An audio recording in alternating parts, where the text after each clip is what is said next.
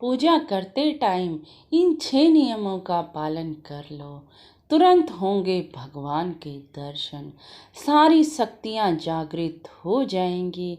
जय माता दी सभी को, जय माता दी। आ गई हूँ आप सब लोगों के सामने नई जानकारी लेकर। अगर चैनल पर नए हों तो ज़रूर से सब्सक्राइब कर लेना, क्योंकि इस चैनल पर मैं आपको रोज़ ही नई नई जानकारियाँ देती हूँ जो भक्ति और भक्ताई से रिलेटेड होती हैं। मैं भी चाहती हूँ कि आप सब भी भगवान पर अटूट विश्वास रखें, क्योंकि आज कलयुग में भगवान के नाम से सर्वोपरि कुछ नहीं है। और अगर आप दिल से, तन से, मन से और धन से भगवान का नाम लेते हैं और कुछ नियमों का पालन कर लेते हैं, बहुत से भक्त मैंने देखे हैं कहते हैं जी 20-20 साल हो गए लेकिन हमें पूजा का कोई फल ना मिला, हमारा जीवन बड़ा ही दुखी है। आप कहते हो कि भगवान के दर्शन होते हैं, भगवान की शक्तियों महसूस होती हैं, लेकिन हमें तो कुछ भी ना हुआ। अरे आप पूजा क्या करते हो? सुबह नहाते धोते हो और जोत लगा दी, हो गई आपकी पूजा, घंटी बजा दी। नहीं रे, कुछ कर्म तो करने पड़ेंगे। देखो जी, अगर भगवान के एहसास चाहिए तो कुछ तो करना पड़ेगा। अगर हम कर्म करते हैं तो ही हमें फल मिलता है। श्री कृष्ण भगवान जी ने कहा है कि तुम कर्म करो, फल की आशा ना करो। फल तो मैं देने वाला हूँ ही, इसीलिए हम क्या हैं जो फल देंगे? वो तो भगवान स्वयं कह रहे हैं कि मैं फल दूंगा। इसीलिए आप भगवान पर विश्वास करते हैं और कुछ नियमों का पालन कर लेते हैं तो तुरंत ही शक्तियाँ आपके पास आ जाएंगी। आपको लगातार 11 दिन आप मेरे कहने से इन नियमों का पालन कर लो जी। आपको शक्तियों के एहसास ना हो तो मुझे बता देना कमेंट में, ज़रूर से भी ज़रूर। अरे आप कुछ भी नियम नहीं करते हो और फिर कह देते हो कि हमें तो इतना समय हो गया, हमें तो शक्तियों के एहसास हुए ही नहीं। अरे कुछ तो कर्म करो, कर्म करोगे तो फल जरूर मिलेगा जी।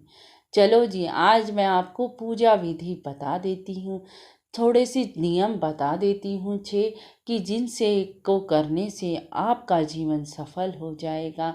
आपको भी वो एहसास मिलेंगे जो एक भक्त को मिलते हैं। आप जाते हो चौकियों पे, दरबारों में, कहते हो यहाँ कितनी शक्तियाँ हैं।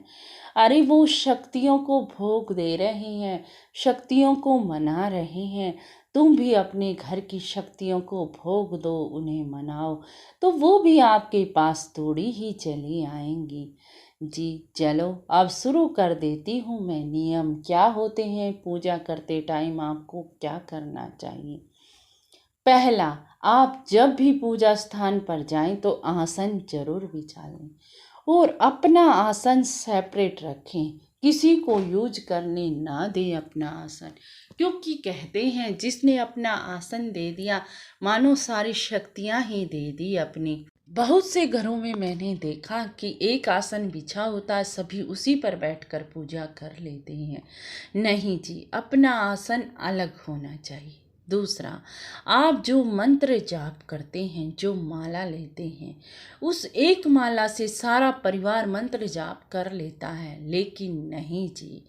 आप मंत्र जाप करते हैं जिस माला से, उस माला को अपनी रखिए, ठीक है। आप उसे किसी को ना दीजिए मंत्र जाप करने के लिए, वो आपकी सेपरेट माला होगी, ठीक है। क्योंकि माला में शक्तियाँ समाहित होती हैं।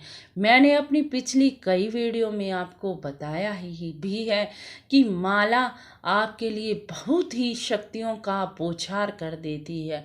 आप मंत्र जाप करके कम से कम 10 मिनट तक माला को अपने गले में ग्रहण कर लोगे तो माला में जितनी शक्तियाँ बसी हैं वो आपके अंदर आ जाएंगी, ठीक है जी। दूसरा भी बता दिया कि माला भी सेपरेट होनी चाहिए। तीसरा, आपको हमेशा ही जोत बत्ती जब भी करने जाओ, जोत को अच्छी तरह धो के मांज के तभी भगवान के सामने जोत लगाओ। भोग की जो कटोरी रखी है आपने, वह भी धो मांज के भोग लगाओ। क्या आप जूठे बर्तन में खा लेते हो? मैंने सभी के लगातार सभी के घर में देखा है कि जोत की एक ला रखी है, चाहे मिट्टी का दिया रख रखा, उसी में रोज जोत जलाते रहते हो। अरे ऐसा मत करो ना जी, आपके अंदर ये तो भाव होना चाहिए। आप एक दिन झूठी थाली में भोजन कर सकते हो क्या? आपके सामने रोज वही थाली परोस दी जाए तो क्या आप उसमें भोजन करोगे? क्या वहाँ पर शक्तियाँ आएंगी? नहीं रे, स्वच्छता की सभी को ज़रूरत होती है। मंदिर को अच्छे से साफ करो, भगवान की तस्वीरों को अच्छे से साफ करो, और फिर जोत धूप लोटा जो जल का भर रखा सभी मांज के अच्छी तरह से भगवान के सामने जोत जलाओ। धूप जरूर जलाया करो जी, क्योंकि वातावरण संबंधित होता है तो शक्तियाँ दौड़ी चली आती हैं। तीसरा मैंने बता दिया जी आपको कि आपको जोत वाली होती है वो मांज कर रखनी है। आप चौथा मैं आपको बता रही हूँ, आपको लोटे में जल रखना है जी। लोटा गिलास कुछ भी ले लेते हो, जितनी भी पूजा करते हो, लास्ट में 3 फूंक मार देनी है उस जल में। आप जितने भी मंत्र जाप कर रहे हो, 1 माला 10 माला, जब भी माला संपन्न हो उस लोटे में फूंक मार देनी है आपको। और फिर बिना कुछ खाए पिए आप सुबह सुबह करना है ये वह लोटा जल का ग्रहण कर लेना है आपको खाली पेट। ठीक है, जो भी मंत्र जाप किया सारी शक्तियाँ उस लोटे में प्रविष्ट हो जाएंगी और आप ग्रहण कर लोगे तो वह चमत्कार कर देंगी आपके जीवन में। देखना फिर चमत्कार कितने होते हैं।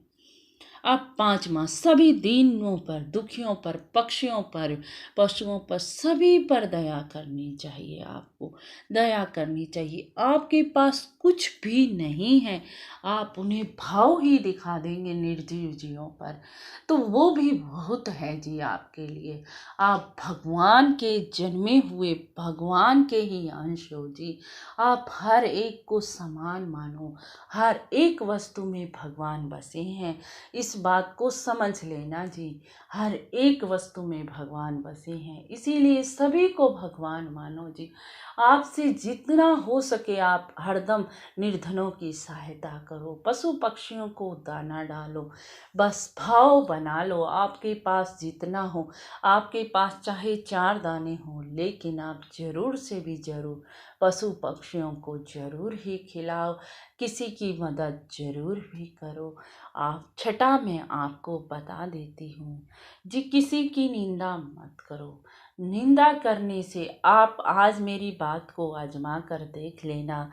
आप जिसके बारे में बुरा बोलोगे, बुरा कहोगे, आपको 10 दिन बाद वही आपके ऊपर ना गिर जाए, वही बुरा सुलूक आपके साथ ना हो जाए, तो मेरा नाम बदल देना जी।